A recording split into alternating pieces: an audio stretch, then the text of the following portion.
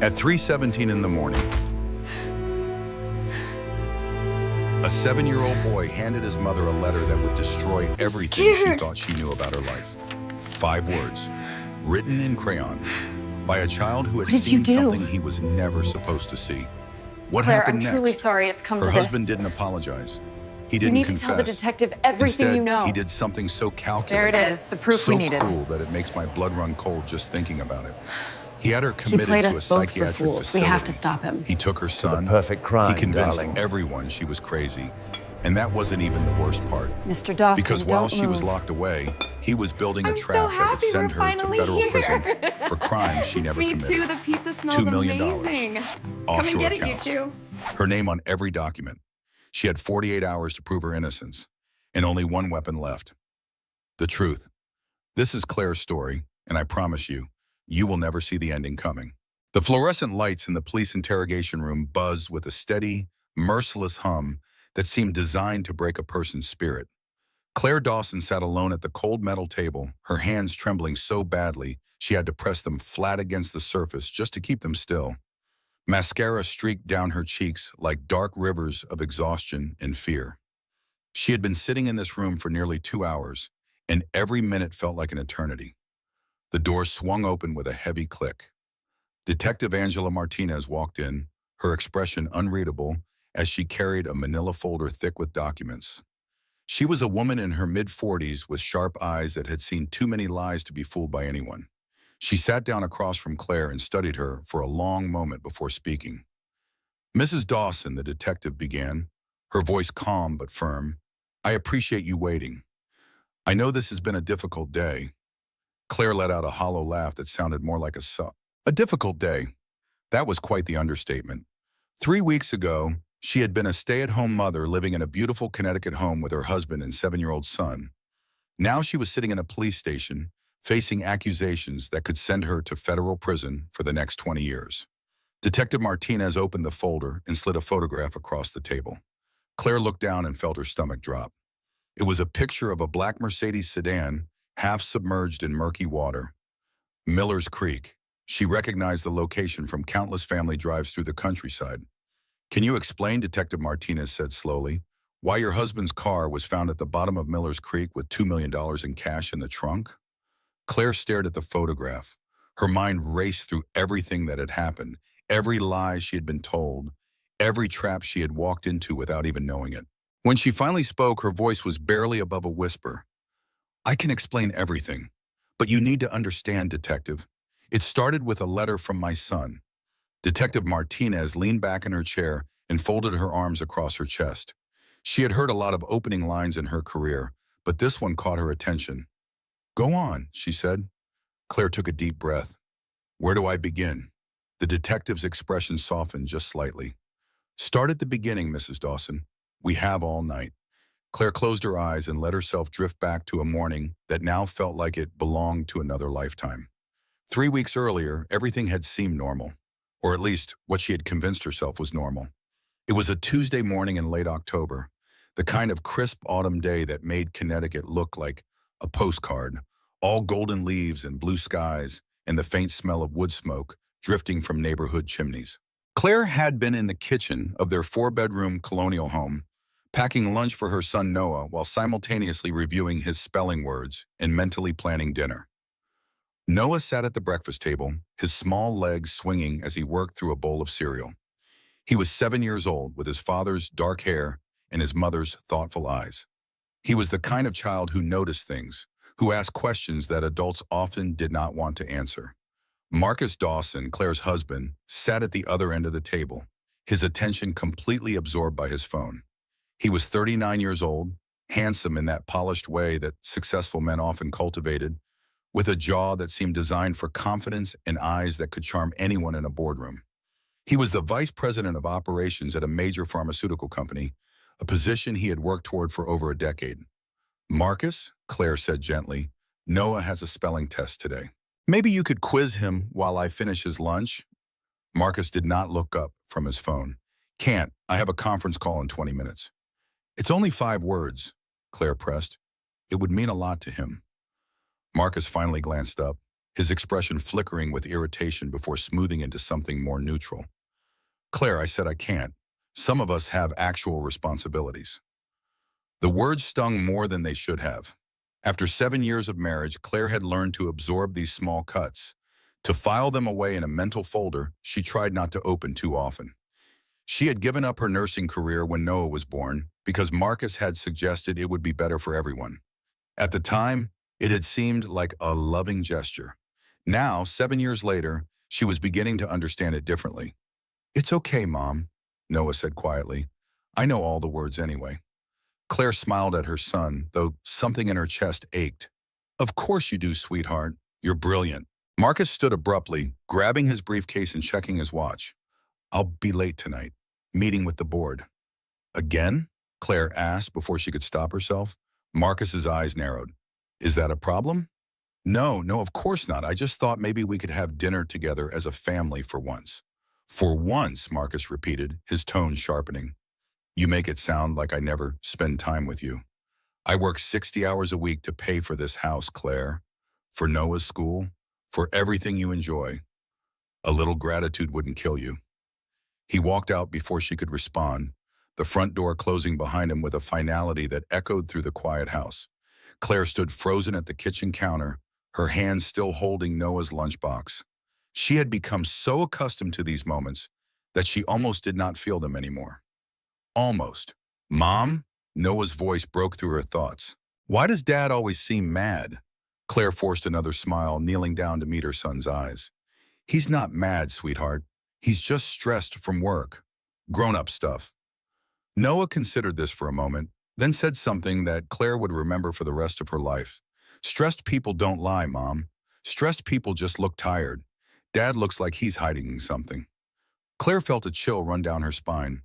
"What do you mean, Noah?" But the school bus honked outside before Noah could answer, and the moment was lost in the rush of backpacks and goodbye kisses and promises to have a good day. Claire watched her son climb onto the bus, waving until it disappeared around the corner, and tried to convince herself that everything was fine. But deep down, in a place she had been ignoring for far too long, she knew that nothing was fine at all. The day passed the way most of Claire's days passed, in a blur of household tasks that left her exhausted but with nothing tangible to show for her efforts. She cleaned bathrooms that would be dirty again by tomorrow. She did laundry that seemed to reproduce in the hamper. She paid bills using the joint account that Marcus controlled, always careful not to spend too much, always aware that he reviewed every transaction. By 9 o'clock that evening, Noah was in bed and Marcus still had not come home. Claire sat alone in the living room, the television playing some reality show she was not really watching. Her phone dark on the cushion beside her. Marcus had texted once around 6 to say the meeting was running late. She had replied with a simple okay and received nothing in response.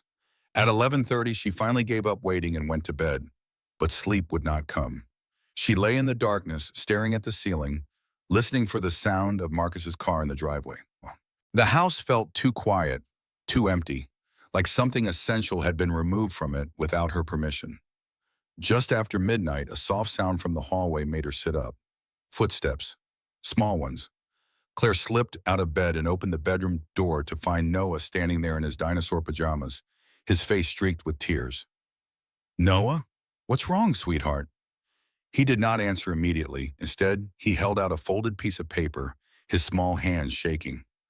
Claire knelt down and took the paper gently, unfolding it to reveal a letter written in crayon, the handwriting uneven and childlike, but the words devastatingly clear. "Read it, Mom," Noah whispered.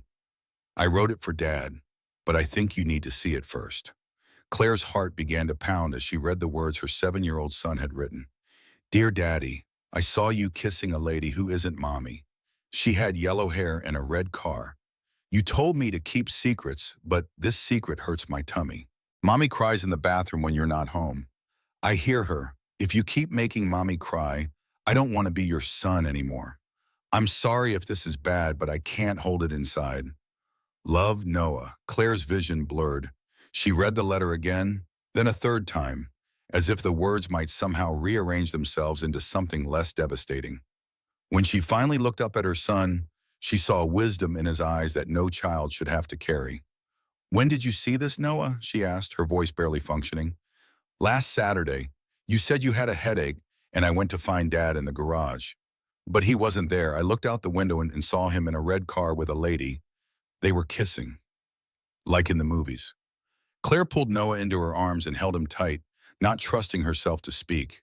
Her mind was racing through every Saturday, every late meeting, every business trip. How long had this been going on? How many lies had she swallowed without question? Are you mad at me? Noah asked, his voice muffled against her shoulder.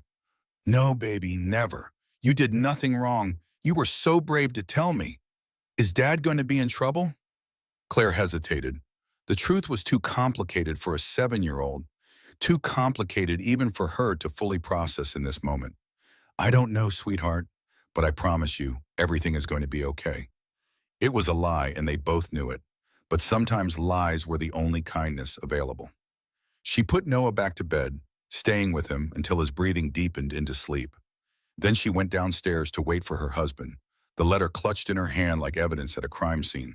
Because that was exactly what it was. Marcus finally came home at 3:17 in the morning. Claire heard his key in the lock, heard him slip off his shoes in the foyer, heard him pause when he saw the kitchen light still on. When he walked in and saw her sitting at the table, something flickered across his face. Fear? Guilt? She could not tell anymore. Claire, why, you're still up. She did not respond. She simply slid the letter across the table toward him. Marcus picked it up, his expression shifting as he read. When he finished, he set it down carefully, as if it might explode. Where did you get this? Noah wrote it. He saw you, Marcus. He saw you kissing another woman in a red car. Marcus laughed, but it was not a genuine laugh. It was the sound of someone buying time. Claire, you can't be serious. Noah is 7 years old. He doesn't know what he saw. He knows enough to describe her blonde hair and her red Porsche. He knows enough to connect your late nights with my crying. You've been crying?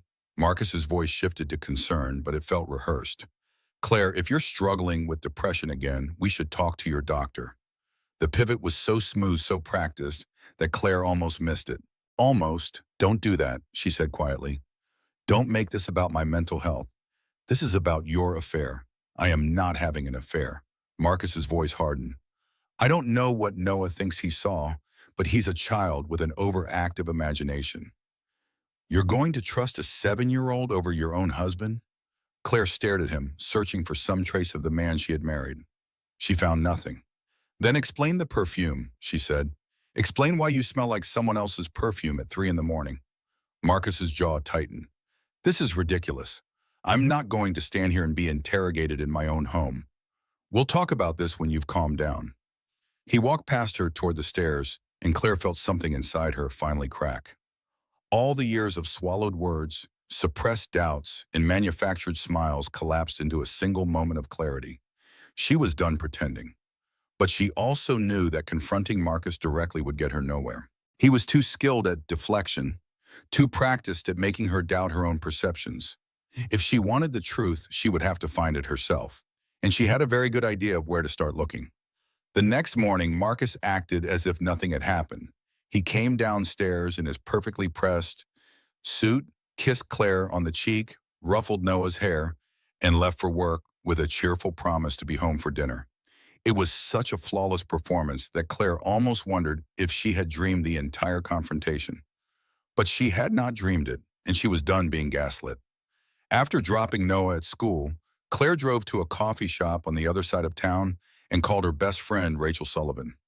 Rachel was a 38-year-old divorced mother of 2 who worked as a paralegal at a family law firm. She had been through her own marital nightmare 5 years earlier, and she had emerged from it with a vocabulary of legal terms and a zero-tolerance policy for cheating husbands. Rachel arrived within 20 minutes, sliding into the booth across from Claire with a large coffee and an expression of grim solidarity. She listened without interrupting as Claire told her everything, from Noah's letter to Marcus's gaslighting, to the sick feeling in her stomach that had been growing for months. When Claire finished, Rachel was quiet for a long moment. Then she reached across the table and took Claire's hands in hers. First of all, she said firmly, you are not crazy, and Noah is not imagining things. 7-year-olds do not make up affairs with specific details like blonde hair and red Porsches. I know, Claire whispered. I know. But what do I do? Rachel's expression sharpened into something almost predatory. You do exactly what I did when I caught my ex. You document everything. You protect yourself financially. And you do not, under any circumstances, let him know what you're planning until you're ready to strike. She pulled out her phone and opened a notes app. Okay, here's your checklist. First, screenshots. If you can get into his phone, copy everything. Texts, emails, photos, call logs. Second, bank statements. Find out where the money's going. Third, open a bank account in your name only and start putting cash aside. Fourth, find a lawyer, a good one. Not some strip mall ambulance chaser, but someone who specializes in high-asset divorces. Claire's head was spinning. This is all happening so fast. Rachel squeezed her hands. I know it feels that way, but trust me, Claire. Men like Marcus don't just wake up one day and decide to cheat. He's been planning this for a while. You need to catch up. Claire nodded slowly. The fear was still there, coiling in her stomach like a snake. But something else was emerging alongside it. Determination. For 7 years, she had trusted Marcus to protect her and their son. Now she understood that the only person who could protect them was herself. There's one more thing, Rachel said carefully, and you're not going to like it. What? Don't confront him again. Not yet. Let him think you've accepted his explanation. Let him get comfortable. The more relaxed he is, the sloppier he'll get, and the easier it will be to catch him. It went against every instinct Claire had. She wanted to scream at Marcus, to demand answers, to make him face the destruction he had caused. But Rachel was right. Emotion would only give him more ammunition to use against her. Okay, Claire said finally. I'll play along. For now. Rachel smiled, but there was steel beneath it. Good girl. Now let's go open that bank account. Over the next 72 hours, Claire became someone she barely recognized. By day, she was the same devoted wife and mother she had always been, cooking dinner, helping with homework, asking Marcus about his day with a smile that felt like wearing a mask. By night, after everyone was asleep, she became an investigator. Marcus had a backup tablet that he used occasionally for work presentations. He had forgotten, or perhaps never realized, that his iMessages synced to it automatically. Claire found the tablet in his home office, buried under old magazines, and what she discovered made her physically sick. Dozens of messages with someone saved as Jay with a heart emoji, explicit photographs, plans for hotel meetings. I love you and I can't wait until we can be together for real. And she has no idea, does she? The dates went back almost 2 years, 2 years of lies. 2 years of Claire believing that the distance in her marriage was her fault, that she needed to try harder, be better, love more. 2 years of Marcus looking her in the eyes and making her doubt her own sanity. She screenshot everything. Then she put the tablet back exactly where she found it and went to the bathroom to vomit. The next day, she drove to Hartford and opened a bank account in her maiden name. She withdrew $15,000 from the household safe, exactly half of what was there, and deposited it into her new account. That night, she met with a divorce lawyer for a free consultation and learned that Connecticut was an equitable distribution state, which meant assets would be divided fairly but not necessarily equally. You have a strong case, the lawyer told her. Documented infidelity, financial control, potential emotional abuse. But you need to be strategic. If he finds out you're planning to leave before you're ready, he could move assets, file first, or try to paint you as the unstable one.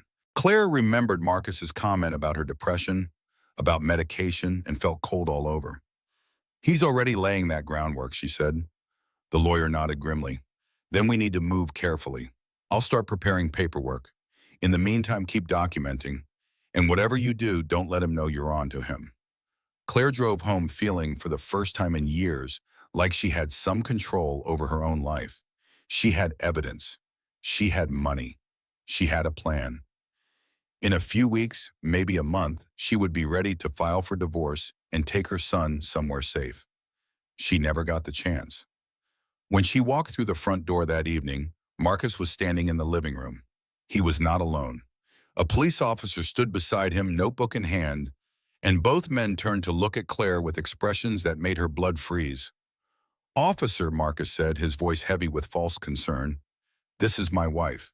As I explained, she's been experiencing a mental health crisis. She withdrew $15,000 from our family safe today, and I'm concerned she may be a danger to herself or our son." The officer looked at Claire with what he probably thought was compassion, but felt like accusation. "Mrs. Dawson, is there somewhere we can talk?" Claire opened her mouth to defend herself, to explain everything, but Marcus spoke first. "Honey, I found the bank account. I know you've been hiding things." His voice was so gentle, so worried. "I think we need to get you some help." And in that moment, Claire understood with terrible clarity that Marcus had known exactly what she was doing all along. He had been watching her. He had been waiting for her to make a move so he could use it against her. The trap had been set, and she had walked right into it. The next 3 days shattered everything Claire thought she knew about her life, her marriage, and the system that was supposed to protect people like her. It began with what Marcus called a wellness check. The police officer, trained to recognize signs of mental distress, saw a woman whose husband expressed deep concern about her erratic financial behavior, her history of depression, and her increasingly paranoid accusations about an affair that clearly did not exist. He saw a woman who was trembling and pale and struggling to form coherent sentences. He did not see a woman who had just discovered 2 years of betrayal and was being masterfully gaslit by a man who had practiced this manipulation for their entire marriage. Marcus suggested, with tears in his eyes, that Claire might benefit from a brief psychiatric evaluation, just to make sure she was okay, just to rule out any serious issues. The officer agreed that this seemed reasonable, given the circumstances. Claire tried to protest, tried to explain, but her words came out jumbled and desperate, which only confirmed what Marcus had already planted in everyone's minds. She was taken to a psychiatric facility 40 minutes from their home. The 72-hour hold was presented as voluntary, but when Claire tried to leave, she discovered that voluntary had limits. She was told she was experiencing an acute stress reaction. She was given medication that made her thoughts feel like they were swimming through molasses. She was not allowed to use her phone. On the second day, a social worker came to speak with her. Claire tried to explain about Marcus, about the affair, about the evidence on his tablet. The social worker nodded sympathetically and made notes and said things like, "It sounds like you've been under a lot of stress, and sometimes our minds create narratives to help us cope with difficult feelings." By the third day, Claire had learned to stop talking. She answered questions with short, calm responses. She agreed that she had been under a lot of stress lately. She did not mention the affair or the evidence or the bank account. She played the game because she understood now that the game was all that mattered. When she was finally released, Marcus was waiting in the lobby with flowers, an expression of profound relief. "Claire," he said, pulling her into a hug that felt like a cage, "I was so worried about you. But it's okay now. You're going to be okay." She let him hold her. She let him lead her to the car. She let him talk the entire drive home about how they would get through this together, how he had already scheduled an appointment with her old psychiatrist, how he had taken a few days off work to be there for her. When they pulled into the driveway, Claire saw Rachel's car parked on the street. Her heart lifted for just a moment before Marcus spoke again. "I asked Rachel to give us some space for a while," he said casually. "Just until you're feeling more stable. I hope you understand." Claire felt the last threads of hope begin to fray. Inside the house, everything looked different. Cleaner, somehow. More organized. Claire walked through the rooms like a stranger, looking for something she could not name, until she reached Noah's bedroom and found it empty. Not empty of furniture, empty of Noah. "Where is he?" Claire's voice came out as a whisper. Marcus appeared in the doorway behind her. "He's with my mother, just for a few days. She thought it would be good for him to have some stability while you recover." "I want to see him." "Of course you do." Marcus's voice was soothing, reasonable. "And you will, as soon as we get you stabilized. The doctor said too much stimulation could trigger another episode." Claire turned to face her husband. For the first time since the facility, she felt something other than numbness. It was rage, pure and clean, burning through the medication fog like sunlight through clouds. "What did you do, Marcus?" His expression flickered. Just for a second, just long enough for Claire to see something dark behind his careful facade. Then the mask was back. "I did what any loving husband would do. I protected my family." He reached into his pocket and pulled out an envelope. Claire recognized the logo on the corner. "Hartford Family Court. While you were getting the help you needed," Marcus continued, I filed for emergency custody. Given your mental health history and your recent erratic behavior, the judge agreed that Noah should remain with me until a proper evaluation can be conducted.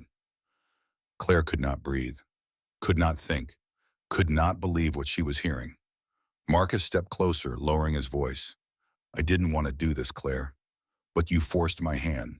If you had just accepted that Noah made a mistake, if you had just trusted me, none of this would have happened. He left the room. Claire heard his footsteps on the stairs, heard him on the phone with someone, heard his voice shift into cheerful mode as he made plans for dinner with colleagues. The performance continued, seamless and terrifying. Claire walked to the window and looked out at the street where she had lived for 7 years. The neighbors were coming home from work, their cars pulling into driveways, their lights flickering on as evening settled over the neighborhood. Everything looked so normal, so peaceful. But inside this house, Claire's entire world had just been destroyed. And the worst part was, nobody except Marcus and Claire knew the truth. She had been outmaneuvered, outplanned, outthought, but she had not been defeated. Not yet. Claire pulled out the burner phone Rachel had given her months ago, hidden in a tampon box that Marcus would never think to check. She typed a single message. He took everything. Noah is gone. I need help. Rachel's response came back within seconds. On my way. Don't do anything. Don't say anything. We're not done fighting. For the first time since the facility, Claire felt tears streaming down her face. But they were not tears of despair. They were tears of something that felt dangerously like hope. The morning sun had barely crept over the Connecticut hills when Rachel Sullivan's silver Honda pulled into Claire's driveway with the kind of aggressive parking that suggested she was not in the mood for anyone's nonsense. Behind her came a sleek black Mercedes, the kind of car that costs more than most people's annual salary. Claire watched from the window, her heart pounding. She had spent the night curled up in the guest bedroom, unable to sleep in the bed she had shared with Marcus for 7 years. Every creak of the house made her jump. Every shadow looked like a threat. The psychiatric hold had left her shaky, medicated, and questioning her own perceptions in ways that terrified her. But Rachel was here now. Rachel, who had survived her own divorce nightmare. Rachel, who had texted back immediately when Claire reached out on the burner phone. Rachel, who never once asked if Claire was sure about what she had seen or felt. The doorbell rang, then rang again. Then someone started knocking with the kind of insistence that suggested they would not be going away. Claire heard Marcus's footsteps on the stairs, heard him muttering something under his breath about boundaries and inappropriate timing. She crept to the top of the staircase and listened. Can I help you? Marcus's voice was cold, controlled, the voice he used when he wanted to intimidate without appearing aggressive. Rachel's response cut through the morning air like a blade. We're here to see Claire. You can either let us in, or you can explain to your neighbors why you're preventing your wife from having visitors 2 days after she was released from a psychiatric facility you put her in. Silence. Claire could imagine Marcus's face, the calculation happening behind his eyes, the weighing of public perception against private control. The door opened wider. Fine, but she's resting. She needs peace and quiet, not whatever this is. What this is, said an unfamiliar voice, cool and professional, is a legal consultation. I'm Catherine Pierce, I'm an attorney, and I suggest you step aside before I start documenting everything about this encounter for the court record I'm already building. Claire descended the stairs, her legs unsteady, but her resolve hardening with each step. When she reached the foyer, she saw Rachel holding a box of pastries and a thermos of coffee, her expression a mixture of concern and barely contained fury. Behind her stood a woman Claire had never seen before. Catherine Pierce was somewhere in her early 50s, with silver-streaked hair pulled back in a severe bun and eyes that seemed to catalog everything they touched. She wore a designer suit that probably cost more than Claire's entire wardrobe, and she carried herself with the confidence of someone who had dismantled powerful men before and would happily do it again. Claire, Rachel said softly, stepping forward to embrace her. I'm so sorry it took me this long to get here. He told everyone you needed space. He told everyone you were fragile. I know, Claire whispered. He's been telling everyone a lot of things. Marcus stood rigid by the door, his jaw tight. Claire, I really think you should rest. These people showing up unannounced is exactly the kind of stress that triggered your episode. Catherine Pierce turned to face him, and something in her expression made Marcus actually take a step backward. "Mr. Dawson," she said pleasantly, "I've been practicing family law for 23 years. I've represented victims of domestic abuse, financial manipulation, and what we in the legal profession call coercive control. Would you like to know how many of those cases started with a husband convincing everyone that his wife was mentally unstable?" Marcus's face flushed. "I don't know what Claire has told you, but she's been under a lot of stress lately. She's not thinking clearly." "Interesting," Catherine said. "That's almost word for word what my last client's husband said. He's currently serving 18 months for fraud and paying her $4 million in damages." She smiled, showing teeth. "I'm very good at my job, Mr. Dawson." Rachel guided Claire toward the kitchen, away from Marcus's toxic presence. Catherine followed, pausing only to add, "We'll be having a private conversation now. I suggest you find somewhere else to be for the next few hours. And Mr. Dawson, don't even think about listening at doors. I have a device that detects recording equipment, and I'm not afraid to use it." They settled at the kitchen table, Rachel pouring coffee while Catherine pulled out a legal pad and a pen that probably cost more than Claire's wedding ring. The morning light streamed through the windows, incongruously cheerful for a conversation that would determine the rest of Claire's life. "Start from the beginning," Catherine said. "Don't leave anything out. Don't minimize anything. Don't tell me what you think I want to hear. Just tell me the truth." So Claire did. She talked for nearly 2 hours, her voice growing hoarse as she laid out 7 years of small manipulations, financial control, and systematic isolation.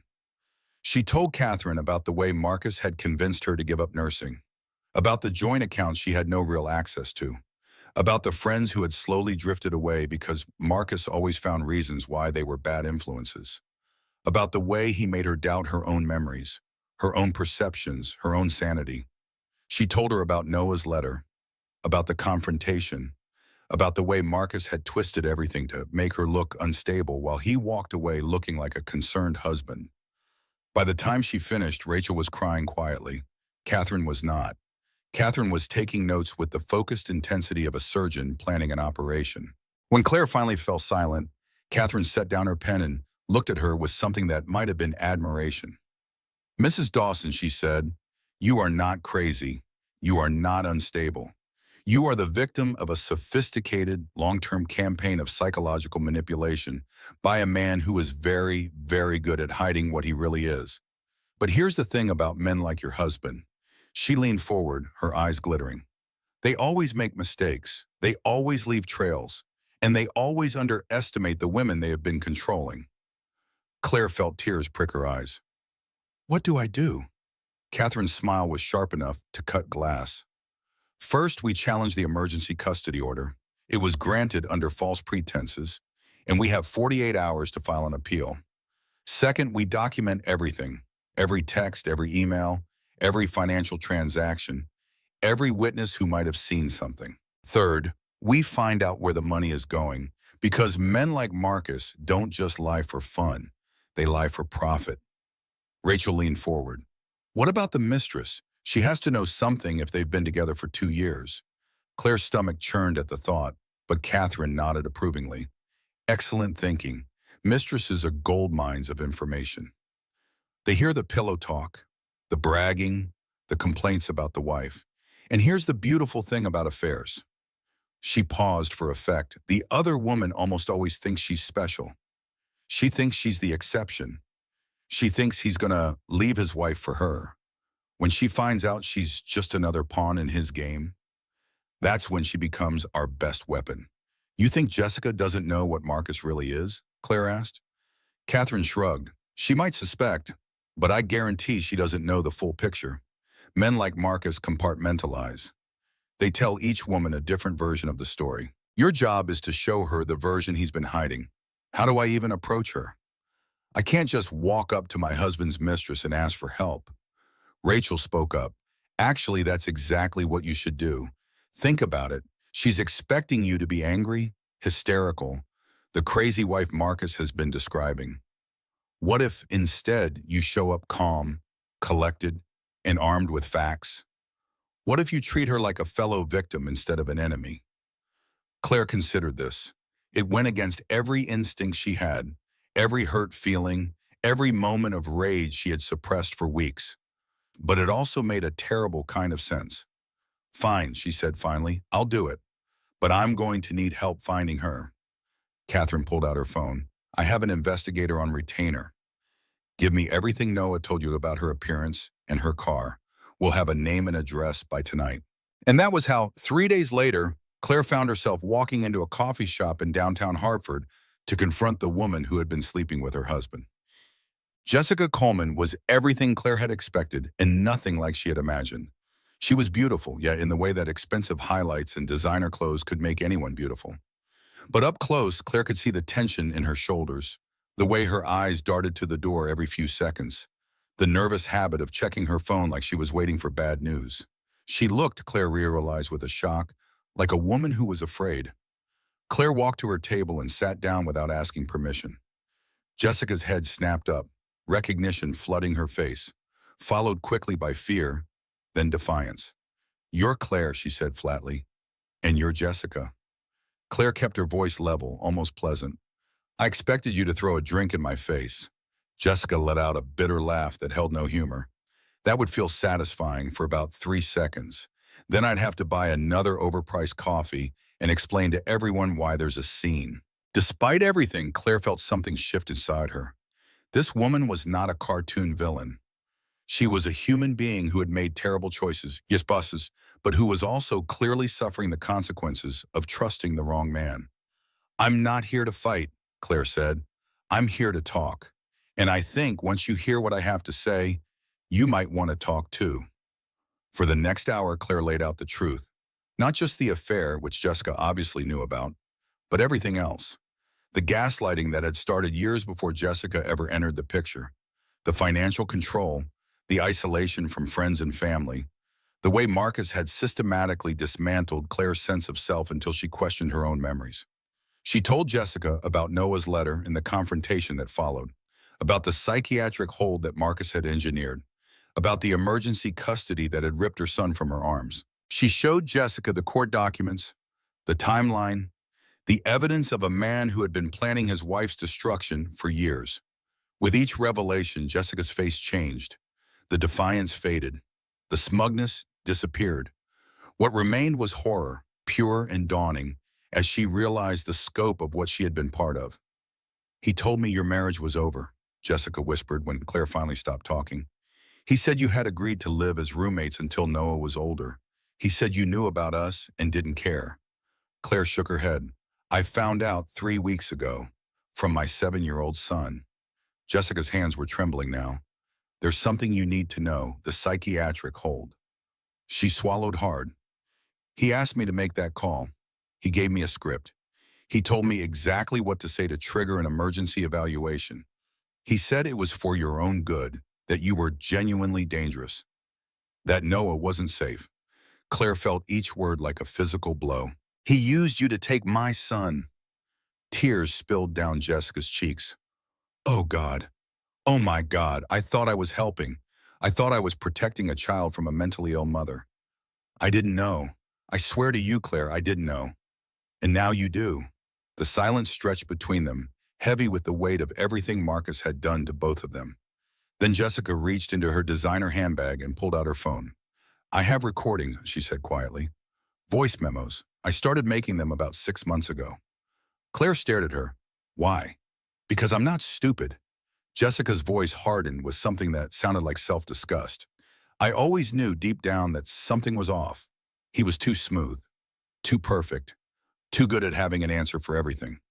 So I started recording our conversations. Insurance, I told myself, just in case. What's on them? Everything. Him bragging about how easy it is to manipulate you. Him admitting to expensing company money for our trips. Him laughing about how everyone believes whatever he tells them. Jessica slid the phone across the table. Take whatever you need. And Claire? She met Claire's eyes woman to woman, survivor to survivor. I have a younger sister. If any man ever did to her what Marcus has done to you, I would want someone to help her burn him to the ground. Claire picked up the phone with trembling hands. She pressed play on the first recording. Marcus's voice filled the space between them. Confident and cruel and utterly damning. She has no idea, he was saying, laughter in his voice. She actually thinks she's losing her mind. By the time I'm done, she won't even trust her own memories. Claire stopped the recording. She looked at Jessica. Thank you, she said simply.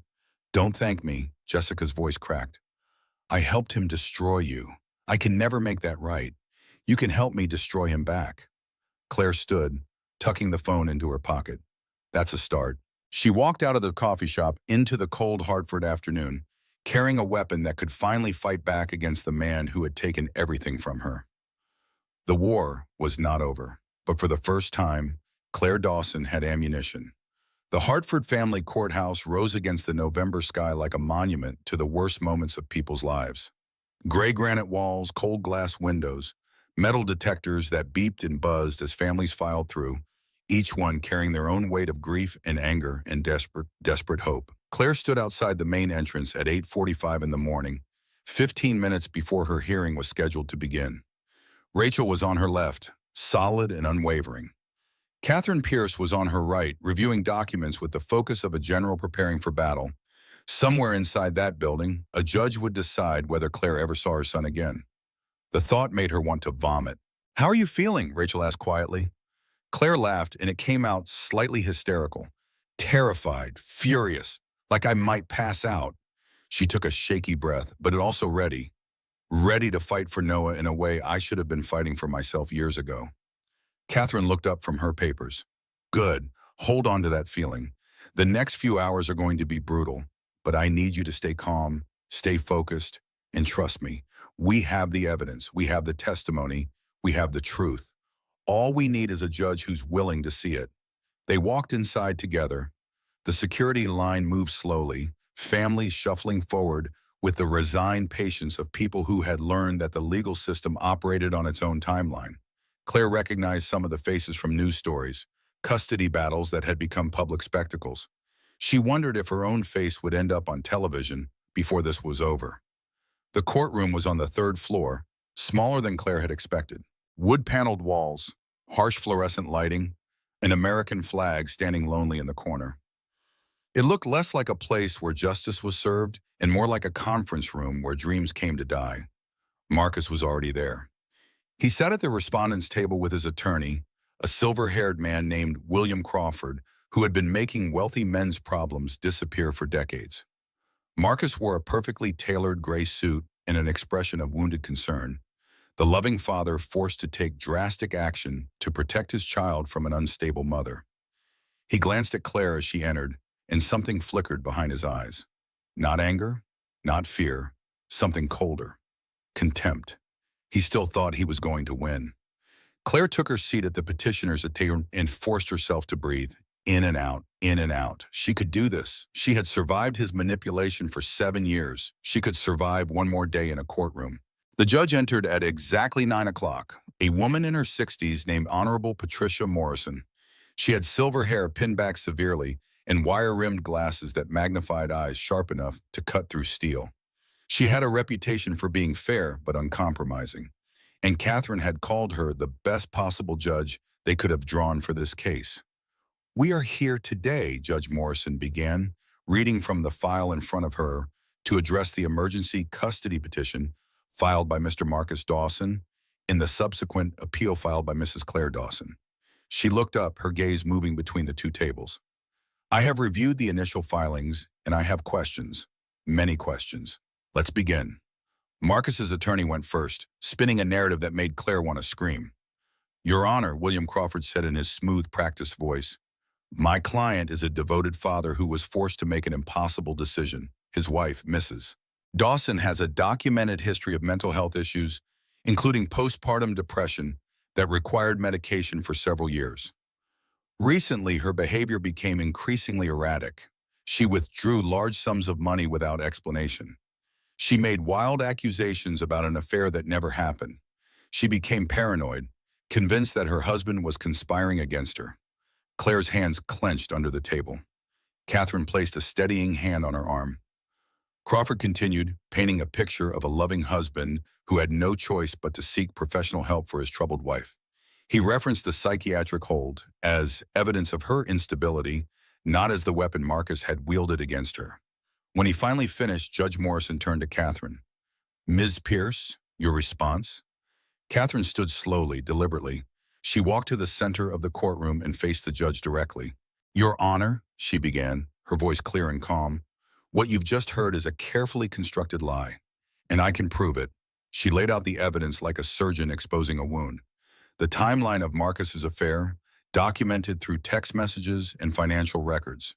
The recordings Jessica had provided. Marcus's own voice bragging about manipulating his wife. The psychiatric hold, initiated by a phone call that Marcus had scripted and coached his mistress to make. She presented testimony from the psychiatrist who had examined Claire after her release, confirming that the hold had been obtained through misrepresentation. She presented financial records showing that Marcus had been systematically hiding money for years. And then she played the recording. Marcus's voice filled the courtroom, as casual as if he were discussing the weather. "She has no idea. She actually thinks she's losing her mind. By the time I'm done, she won't even trust her own memories." Claire watched Marcus's face as his own words damned him. For just a moment, the mask slipped. She saw the panic behind his eyes, the calculation, the desperate search for a way to spin this. Then the mask was back, but it was too late. Everyone in the courtroom had seen what was underneath. Judge Morrison's expression had hardened into stone. "Mr. Dawson," she said, "would you like to explain that recording?" Marcus stood, adjusting his tie, with hands that trembled slightly. "Your Honor, that recording was taken out of context. It was a private conversation that my wife's attorney obtained illegally." Catherine cut in smoothly. "The recording was provided voluntarily by Ms. Jessica Coleman, who was in a romantic relationship with Mr. Dawson for over 2 years. Ms. Coleman has submitted a sworn statement and is available to testify if the court requires." Marcus's face went pale. "Your Honor, Jessica is obviously motivated by revenge. She can't be trusted." "Interesting," Judge Morrison said coolly. "A moment ago she was your devoted girlfriend. Now she's an unreliable witness. Which is it, Mr. Dawson?" Before Marcus could answer, Catherine delivered her final blow. "Your Honor, I have one more witness." She turned toward the courtroom doors. "The defense calls Mrs. Margaret Dawson." The doors opened. An older woman walked in, her posture rigid but her eyes filled with determination. Claire recognized her immediately. "Marcus's mother." Marcus shot to his feet. "Mom, what are you doing here?" Margaret did not look at her son. She walked to the witness stand, was sworn in, and sat down with the careful movements of someone who had made a decision that cost her everything. "Mrs. Dawson," Catherine said gently, "thank you for being here. Can you tell the court why you've chosen to testify today?" Margaret's voice trembled, but she did not break. "I'm here because I love my son, but I love my grandson more, and I love the truth most of all." She took a breath. "What Marcus has done to Claire is exactly what his father did to me. Control, manipulation, making me believe I was crazy when I wasn't, making everyone else believe it too." Marcus's attorney objected, calling the testimony prejudicial. Judge Morrison overruled him with a single sharp word. Margaret continued, her voice growing stronger. "I watched my husband destroy me piece by piece over 15 years. By the time I found the courage to leave, I had nothing. No friends, no money, no self-confidence. I barely recognized myself." She finally turned to look at Marcus, and her eyes were filled with grief and anger and terrible love. "I raised you to be different. I told you stories about what your father did to me. I thought you understood how wrong it was. But you didn't learn from his mistakes, Marcus. You learned his techniques." The courtroom was absolutely silent. "I will not let you do to my grandson what your father did to me," Margaret said. "I will not let another generation be destroyed by this cycle, even if it means losing you forever." She looked at Claire, woman to woman, survivor to survivor. "I'm sorry it took me so long to see the truth." Judge Morrison called a 30-minute recess. When she returned, her expression left no doubt about her decision. "I have reviewed all evidence presented today," she announced. "The emergency custody order granted to Mr. Dawson was obtained through fraud, misrepresentation, and what appears to be a coordinated campaign of psychological manipulation against his wife. The recordings, financial evidence, and testimony paint a disturbing picture of a man who weaponized the legal system against the mother of his child. She turned to face Marcus directly. "Mr. Dawson, your conduct is appalling. You used mental health resources as a weapon. You coached witnesses to lie. You attempted to destroy your wife's credibility so thoroughly that she would never be believed again. This court does not look kindly on such behavior." Marcus opened his mouth to speak. His attorney grabbed his arm and yanked him back down. "I am granting full temporary custody to Mrs. Claire Dawson, effective immediately. Mr. Dawson is permitted supervised visitation only, 1 hour per week at a facility of Mrs. Dawson's choosing. Furthermore, I am referring all evidence of financial irregularities to the appropriate state and federal authorities for investigation." Judge Morrison banged her gavel. "This court is adjourned." For a moment, Claire could not move, could not breathe, could not believe what she had just heard. Then Rachel was hugging her, Catherine was squeezing her hand, and somewhere behind her, a door was opening. Noah. He burst through the door like he had been shot from a cannon, his 7-year-old legs pumping as he ran toward her rim. He hit her so hard she stumbled backward, his arms wrapping around her waist, his face pressing against her stomach. "Mom," he sobbed. "Mom, Mom, I missed you so much. I was so scared. Dad said you were sick, but I knew you weren't. I knew you would come back for me." Claire dropped to her knees and held her son tighter than she had ever held anything in her life. Tears streamed down her face, tears she did not even try to hide. "I'm here, baby. I'm right here. I'm never leaving you again. I promise, I promise, I promise." Over Noah's shoulder, she saw Marcus being led out by his attorney. His face was a mask of fury, cold and calculating even in defeat. Their eyes met across the courtroom. "This isn't over," his expression said. "Yes, it is," hers replied. But even as she held her son, even as victory sang through her veins, a small voice in the back of her mind whispered a warning. Men like Marcus never accepted defeat. They just changed their strategy. 48 hours after the custody hearing, Claire allowed herself to believe the nightmare was finally over. She and Noah had moved into a rental apartment across town, a modest 2-bedroom place with thin walls and creaky floors that felt like a palace after the prison her marriage had become. The apartment smelled like fresh paint and possibility. The windows looked out over a small park where children played on swings and shouted with the careless joy of innocence. Noah was adjusting slowly. He still woke up crying some nights, still asked questions about his father that Claire struggled to answer, still flinched sometimes when she raised her voice even slightly. The trauma would take time to heal, but he was safe. He was with her. That was all that mattered. On the second evening, Rachel came over with takeout and wine, the first real celebration any of them had allowed themselves since everything fell apart. "I still can't believe Margaret testified against her own son," Rachel said, pouring 2 generous glasses of red.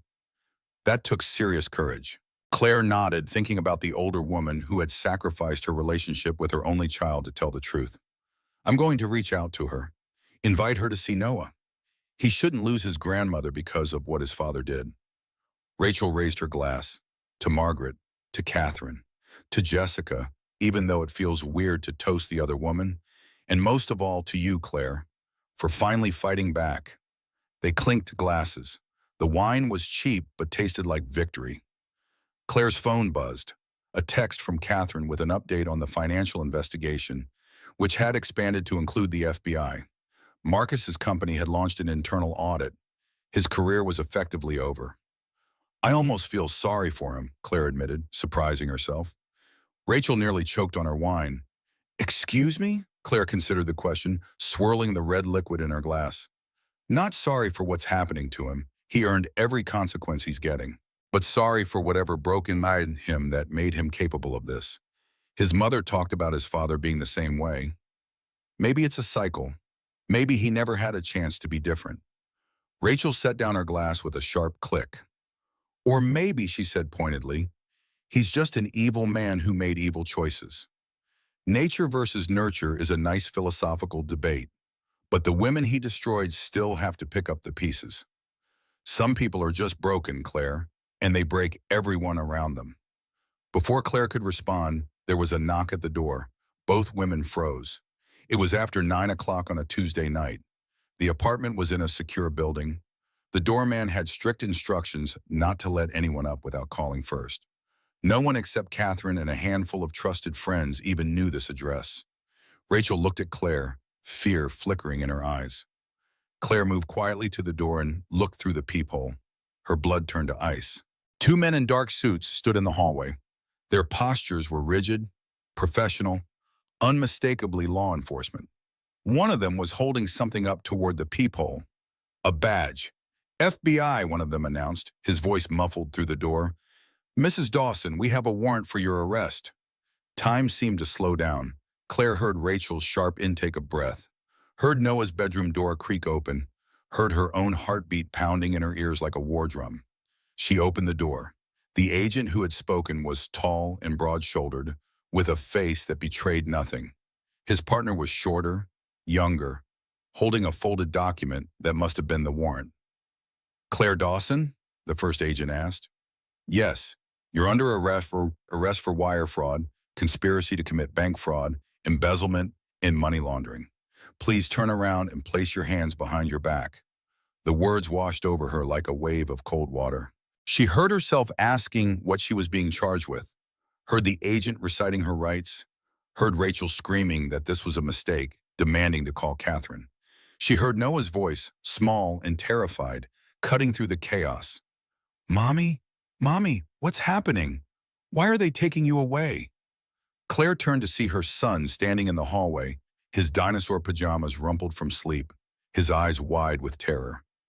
Everything she had fought for, everything she had won, was crumbling around her in real time. She forced her voice to stay calm even as her heart shattered. Baby, listen to me.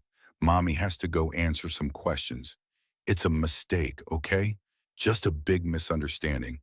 Aunt Rachel's going to stay with you, and I'll be back as soon as I can. I promise. Noah's face crumpled. You promised you wouldn't leave me again. The words hit her harder than any blow Marcus had ever landed. I know, baby. I know. And I meant it. This is different. This isn't like before. She looked at Rachel, desperation in her eyes. Call Catherine. Call her right now. Rachel already had her phone out, dialing with shaking hands. The agents guided Claire out of the apartment, down the elevator, through the lobby where the night doorman watched with worried, shocked eyes. A black SUV waited at the curb, its engine running, its windows dark. As they walked her toward the vehicle, one of the agents spoke quietly. Mrs. Dawson, the offshore accounts in your name contain over $2 million that was embezzled from your husband's company. We have records of wire transfers, account openings, and transactions that all trace back to your social security number and your signature. I didn't open any offshore accounts, Claire said, her voice rising. I didn't steal any money. My husband did this. He set me up. The agent's expression did not change. You'll have a chance to explain your side of things. They put her in the back of the SUV. The door closed with a sound like a coffin lid. As the vehicle pulled away from the curb, Claire watched her apartment building shrink in the rear window. Somewhere up there, her son was crying. Somewhere up there, Rachel was trying to explain the inexplicable. Somewhere up there, the new life she had been building was collapsing into rubble. And somewhere out there, Marcus Dawson was probably smiling, because Claire finally understood the full scope of his revenge. The psychiatric hold, the custody battle, the public accusations of instability. They had never been the endgame. They had been the setup.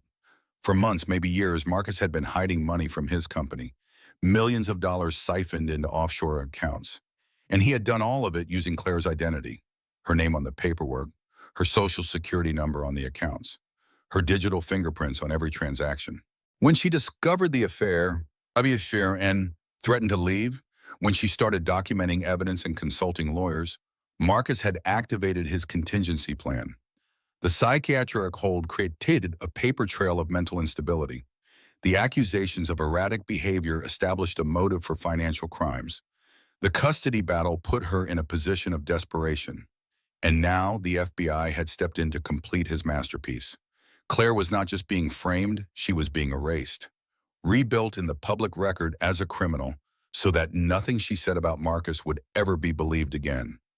Even if she somehow proved her innocence in the fraud case, the accusation alone would destroy her credibility. Her testimony against Marcus would be worthless. The recording from the restaurant, Jessica's evidence, Margaret's testimony, all of it would be painted as the desperate manipulations of a woman trying to deflect from her own crimes. It was brilliant. It was devastating. And Claire had no idea how to fight it. At the FBI field office, she was processed with brutal efficiency. Fingerprints, photographs, personal belongings cataloged and sealed in a plastic bag. She was given a phone call, which she used to reach Catherine, who promised to be there within the hour. Then she was placed in an interrogation room to wait. The room was small and windowless, with gray walls and a metal table bolted to the floor. A single fluorescent light buzzed overhead, casting everything in harsh, shadowless illumination. It looked like the kind of room where hope came to die. Claire sat alone, staring at her hands, trying to make sense of everything that had happened. 3 weeks ago, she had been a stay-at-home mother with a cheating husband and a broken marriage. Now she was facing federal charges that could send her to prison for decades. How had it come to this? The door opened. Claire looked up, expecting another agent, another bureaucrat, another piece of the machine that was grinding her into dust. Instead, she saw a familiar face. Detective Angela Martinez walked in, carrying a file folder and wearing an expression that was impossible to read. She sat down across from Claire and studied her for a long moment without speaking. "We meet again, Mrs. Dawson," she said finally. "Though I have to admit, I didn't expect it to be like this." Claire felt a flicker of something that might have been hope. "Detective Martinez, you investigated Marcus's company. You know what he's capable of." "I know what the evidence suggests," Martinez replied carefully. "And right now, the evidence suggests that you've been systematically embezzling money from your husband's company for the past 3 years." Claire leaned forward, desperation making her voice sharp. "He set me up. He opened those accounts in my name. He made those transfers using my identity. He's been planning this for years, Detective. Everything he did to me, the gaslighting, the psychiatric hold, the custody battle, it was all leading to this moment. This is his endgame." Detective Martinez opened her folder and spread several documents across the table. Account records, wire transfer confirmations, signature cards. "These are your signatures," she said quietly. "They're forgeries. They match your known signature in 17 different characteristics." "He had access to everything," Claire insisted. "My social security number, my driver's license, samples of my signature from a decade of joint tax returns. He could forge anything he wanted." Detective Martinez was silent for a long moment. Then she said something that made Claire's heart stop. "I believe you." Claire stared at her. "What?" I said, "I believe you." Martinez closed the folder. "I've been investigating Marcus Dawson for 6 months. His company started noticing financial irregularities last spring. At first, they thought it was an accounting error. Then they found the offshore accounts. Then they found over $2 million missing. And when they traced the money, every single thread led back to you." "Because he wanted it to," Claire said. "Exactly." Martinez leaned back in her chair. "Here's the thing, Mrs. Dawson. I'm very good at my job. And something about this case has never felt right. The trail was too clean, too obvious. Like someone wanted us to find it." She paused. "Men who commit financial crimes usually try to hide them. But these accounts, these transfers, they might as well have had flashing neon signs pointing to your identity. So you believe Marcus set me up." "I believe it's possible. But believing something and proving it are two very different things.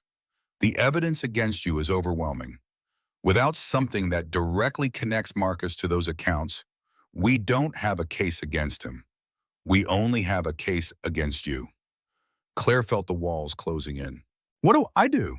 Detective Martinez studied her for a long moment. Then she reached into her pocket and pulled out a business card. "This transfer started 3 years ago," she said. "Long before you discovered the affair. Long before the psychiatric hold. If you can prove that you didn't have access to those accounts, didn't make those transfers, didn't benefit from that money, then we have a case for identity theft and fraud against Marcus instead of you. How do I prove a negative? You don't." Martinez slid the card across the table. "You make him prove a positive. You make him admit what he did."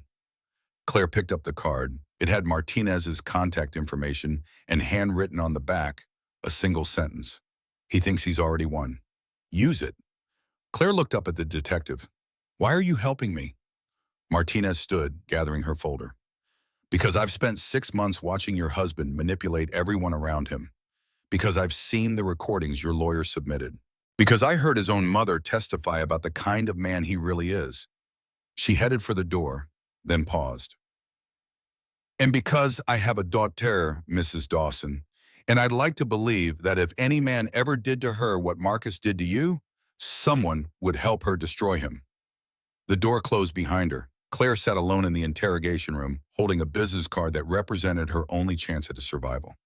Marcus thought he had won. He thought Claire was beaten, broken, buried under evidence she could never refute. He had forgotten one crucial thing. Claire Dawson had survived 7 years of his manipulation.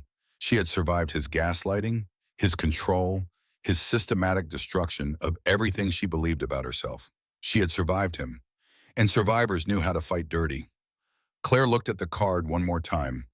Then she tucked it carefully into her pocket and settled back to wait for Catherine. The war was not over. It was just entering a new phase. And this time Claire was not going to be the victim. She was going to be the weapon. Claire spent 3 weeks preparing for the most important performance of her life. Released on bail thanks to Rachel mortgaging her house, Claire returned to the apartment and began building a case that would either save her or destroy her completely. Catherine worked the legal angles, filing motions and gathering evidence. Detective Martinez worked the financial angles, tracing the money through layers of shell companies and offshore accounts. Jessica provided recordings and testimony that painted Marcus as exactly the kind of person who would commit this crime. But the key to everything was Marcus himself. He was too smart to leave direct evidence of his involvement. The accounts were in Claire's name. The signatures looked like hers. The digital trail led to her devices, infected with malware that he had installed years ago without her knowledge. To prove her innocence, Claire needed Marcus to confess.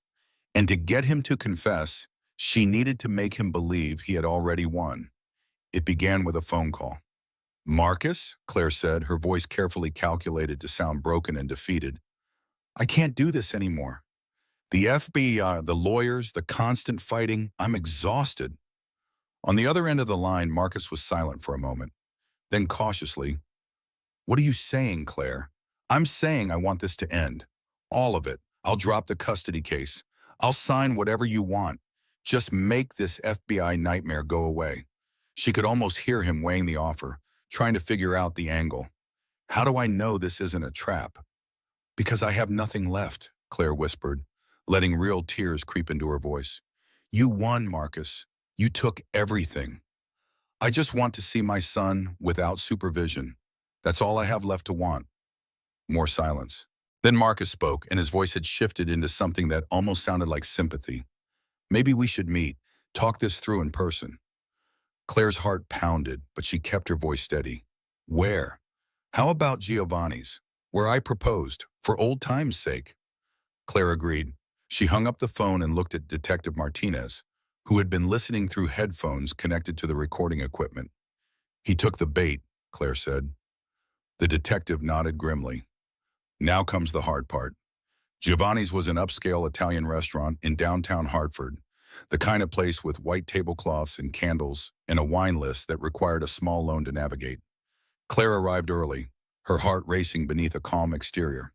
She was wearing a wire FBI approved and legally obtained through the ongoing investigation. Marcus arrived exactly on time, looking like a man who had already written the final chapter of this story in his favor. He smiled when he saw her, that charming smile that had once made her feel safe and now made her skin crawl. Claire, he said, sliding into the seat across from her. You look tired. I am tired, she replied. I'm tired of fighting. I'm tired of lawyers. I'm tired of being afraid. Marcus nodded sympathetically. I understand. This has been hard on both of us. He ordered wine for both of them, making a show of choosing something expensive, something celebratory. When the glasses arrived, he raised his in a toast. To new beginnings, he said. Claire clinked her glass against his, but did not drink. To new beginnings. For the next 20 minutes, Marcus talked. He talked about how they could make this work, how he would be reasonable about custody, how they could both move on with their lives. He was charming, reasonable, almost believable. Then Claire played her card. "There's just one thing I need to understand," she said quietly. "The offshore accounts. The FBI says the transfer started 3 years ago, but I didn't know anything about them until now." "How is that possible?" Marcus's expression flickered, just for a moment. "Claire, we don't need to go into details, but I do need to understand," she pressed. "If I'm going to sign documents, taking responsibility for this, I need to know what I'm taking responsibility for. Walk me through it, please." He hesitated. The wine, the setting, Claire's apparent surrender, all of it had made him comfortable. Too comfortable. "Fine," he said finally. It was a business strategy. The company had certain, shall we say, flexibility issues. Money that needed to be moved without too many questions. "I used your identity because you have a clean financial history. No debts, no suspicious activity. It was perfect." "But I didn't know," Claire said carefully. "Of course you didn't know." Marcus smiled. "That was the whole point. If you didn't know, you couldn't accidentally reveal anything. And if anything ever went wrong, well, I would take the fall." He shrugged. "That was always a theoretical scenario, until you started digging into things that weren't your business." Claire felt sick, but she kept her voice steady. "So when I found out about Jessica, when I started making plans to leave, you decided to activate your backup plan. I did what I had to do to protect myself." Marcus's voice hardened. "You think I was going to let you destroy everything I built? You're a housewife, Claire. I'm a vice president. The world needs people like me." Claire leaned forward. "But the money is gone now. $2 million at the bottom of Miller's Creek." White Marcus laughed. "Insurance. If the company investigation got too close, if the FBI started connecting dots, I needed a dramatic ending. A desperate wife who stole from her husband's company and then panicked when she got caught. Tried to hide the evidence in a creek. Very tragic.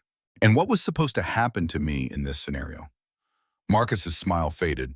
He looked at her with something that might have been regret or might have been annoyance. "You were supposed to be in prison by now. This dinner wasn't part of the plan." Claire held his gaze. "No," she said quietly. "It wasn't." She looked past Marcus toward the kitchen entrance. Detective Martinez stepped out, badge visible, followed by 2 FBI agents. "Marcus Dawson," Detective Martinez said, "you're under arrest for wire fraud, identity theft, falsifying financial documents, and filing false police reports. You have the right to remain silent, though I notice that's not your strong suit." Marcus's face went white. He spun toward Claire, understanding flooding his expression. "You were wearing a wire." "I was. This won't hold up in court. My lawyers will tear this apart." Claire stood slowly, gathering her coat. "Maybe, but I don't think so. You just confessed to everything, Marcus. You explained how you set me up, why you did it, and what you planned to do with the money. That's not circumstantial. That's a gift-wrapped case." As the agents handcuffed him, Marcus lunged toward Claire, his face contorted with rage. "This isn't over. You'll pay for this. I'll make sure you never see Noah again." Claire did not flinch. She walked toward him slowly, close enough that only he could hear her next words. "I already paid, Marcus, for 7 years. This is my refund." She turned and walked out of the restaurant without looking back. Behind her, she could hear Marcus shouting, threatening, promising revenge.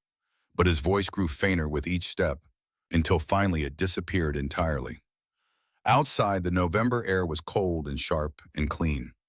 Claire stood on the sidewalk and took a breath that seemed to fill spaces in her lungs she had forgotten existed. Rachel was waiting by the car, eyes wide. "Did it work?" Claire smiled. "It's over." Rachel pulled her into a hug so tight it almost hurt. "You did it? You actually did it." "We did it," Claire corrected, "all of us together." In the distance, sirens approached. More FBI vehicles, more official proceedings, more of the machinery of justice grinding into motion. But Claire was not thinking about any of that. She was thinking about a small boy in a rented apartment, waiting for his mother to come home, waiting to hear that the monster was finally gone. She got in the car and Rachel drove her toward a future she had almost given up believing was possible. The trial took 4 months. 4 months of testimony, evidence, legal arguments, and media coverage that turned the Dawson case into a nationwide story. The cheating husband, the gaslit wife, the 7-year-old boy whose letter started it all. It had everything the public craved: wealth, betrayal, revenge, redemption. Claire testified for 3 days. She walked the jury through every moment, from Noah's letter to the psychiatric hold to the night she wore a wire and watched her husband destroy himself. The recording from Giovanni's played in the courtroom, Marcus's voice confident and cruel as he explained exactly how he had set up his wife to take the fall for his crimes. Marcus's defense tried everything. They claimed entrapment. They questioned Claire's mental stability. They suggested the recording had been manipulated. They brought in character witnesses who testified to what a good man Marcus Dawson was, how devoted to his family, how respected in his field. None of it worked. The evidence was overwhelming. The FBI had traced the money through 12 different shell companies across 4 countries, and every single one of them connected back to Marcus. His signatures, his passwords, his devices. The malware on Claire's computer had been installed by someone using Marcus's personal laptop. Jessica Coleman testified about their affair and about Marcus's bragging. Margaret Dawson testified about the pattern of abuse she had recognized from her own marriage. Detective Martinez walked the jury through the financial crimes with devastating precision. On the final day of testimony, the prosecution called one last witness, Noah Dawson. Claire had fought against this for weeks. She did not want her son anywhere near that courtroom, anywhere near his father's rage. But the prosecutor insisted that Noah's testimony was essential, that his words would humanize the case in a way that financial records never could. In the end, Claire relented, because Noah had asked to testify. He had asked to tell the truth. The courtroom fell silent as the 7-year-old took the stand. He looked impossibly small in the witness chair, his feet not quite touching the floor, but his voice was steady as he answered the prosecutor's questions. Noah, can you tell us about the letter you wrote to your father? Noah nodded. I wrote it because I was scared. I saw Dad kissing a lady who wasn't Mom. He told me it was a secret, but secrets were making my tummy hurt. What happened after you gave the letter to your mother? Everything got bad, Noah said simply. Mom started crying more. Then Dad made Mom go to a hospital. Then Dad took me to Grandma's house and said Mom was sick. But I knew she wasn't sick. She was just sad. Dad made her sad. Marcus's lawyer objected, calling the testimony too emotional and prejudicial. The judge overruled. Noah, the prosecutor, continued gently. Do you understand what your father did? Noah's eyes found Marcus across the courtroom. For a long moment, father and son stared at each other. Then Noah spoke, and his words were the most devastating testimony of the entire trial. My dad lied, Noah said. He lied to Mom. He lied to me. He lied to everyone. And when people figured out he was lying, he tried to make Mom look like she was the one who did bad things. But she didn't. He did. He did all of it. He paused, his young face struggling with emotions too complex for his years. I love my dad. I don't want him to go to jail. But I also love my mom. And what he did to her was really, really wrong. So I think he has to have a consequence. Because that's what happens when you do wrong things. You have a consequence. The jury deliberated for less than 6 hours. Guilty on 14 counts of fraud, identity theft, falsifying financial documents, obstruction of justice, and filing false police reports. The judge sentenced Marcus to 8 years in federal prison and ordered him to pay restitution of $4.7 million to his former employer. His assets were frozen. His career was finished. His reputation was ashes. Claire watched the sentencing from the gallery, Noah's hand in hers. She had expected to feel triumphant. Instead, she felt something closer to grief. Grief for the marriage she had believed in. Grief for the father Noah would grow up visiting through prison glass. Grief for the years she had lost to a man who never deserved them. After the judge dismissed the court, Claire walked out into the spring sunlight with her son, her lawyer, and her best friend. Reporters shouted questions. Cameras flashed. The whole world wanted a piece of her story. She gave them nothing. She had already given enough. In the car on the way home, Noah was quiet for a long time. Then he asked the question Claire had been dreading. Mom, is Dad going to be okay in prison? Claire considered lying, considered softening the truth, considered protecting him from reality. Then she remembered that lies were what had destroyed their family in the first place. I hope so, sweetheart. she said honestly. Prison is hard, but your dad made choices, and choices have consequences. Maybe this will help him become a better person. Maybe it won't. We can't control that. We can only control how we live our own lives. Noah thought about this. Can I still love him even if he did bad things? Of course you can. Loving someone doesn't mean you approve of everything they do. It just means you care about them as a person, even when they make mistakes. Do you still love him? Claire was silent for a moment. Then she answered with the same honesty she had promised herself she would always give her son. I loved who I thought he was, the real Marcus, the one who hurt us. I don't know if I ever really knew him, but I don't hate him. Hating someone takes a lot of energy. I'd rather spend that energy on healing, on building a good life for us, on being happy. Noah nodded slowly, processing this with the seriousness of a child who had been forced to grow up too fast. Mom, I'm proud of you. Claire pulled him close and kissed the top of his head, tears streaming down her face. I'm proud of you too, baby. I'm so proud of you too. 6 months later, Claire stood in the kitchen of their new home, a modest 3-bedroom house in a quiet neighborhood on the other side of Hartford. It was nothing like the Connecticut mansion she had lived in with Marcus. It was smaller, simpler, with creaky floors and a backyard that needed work. It was perfect. She had started working again at a pediatric clinic 20 minutes away. The nursing license had been harder to reinstate than she expected, requiring months of continuing education and supervised practice. But she had done it. She had rebuilt a career that Marcus had convinced her she no longer needed. Noah was thriving in his new school, making friends, getting good grades, slowly becoming the happy child he had been before everything fell apart. He still asked about his father sometimes, still wrote letters that Claire helped him mail to the prison. But the trauma was fading, replaced day by day with new memories, better memories. Rachel came over most Saturdays, bringing wine and gossip and the kind of laughter that had been missing from Claire's life for too long. Catherine Pierce had become more than a lawyer. She had become a friend, someone who understood the specific kind of strength it took to survive what Claire had survived. Even Margaret Dawson had become part of their lives. She visited Noah regularly, careful never to badmouth her son, but equally careful to make sure Noah understood that what his father had done was wrong. She was, in her own way, trying to break the cycle that had claimed her husband and her son. On this particular Saturday evening, Claire was making dinner when her phone buzzed. Unknown number. She answered without thinking. Hello? The voice on the other end made her freeze. Claire Dawson? This is Detective Martinez. I need you to come to the station. Claire's heart dropped. Is it Marcus? Did something happen? A pause. No, it's not about Marcus. It's about your father. Claire frowned. My father died when I was 12. A longer pause. Mrs. Dawson, that's what we need to talk about. The police station felt different this time. Claire was not a suspect anymore. She was not in handcuffs. She was sitting across from Detective Martinez in a comfortable office, holding a cup of coffee that she had not touched.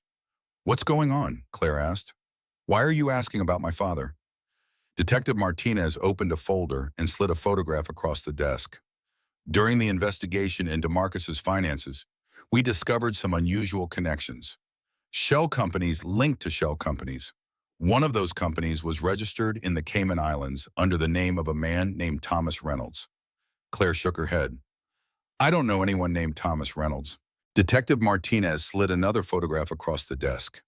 This one was older, faded, showing a man in his 30s with dark hair and familiar eyes. Claire's breath caught.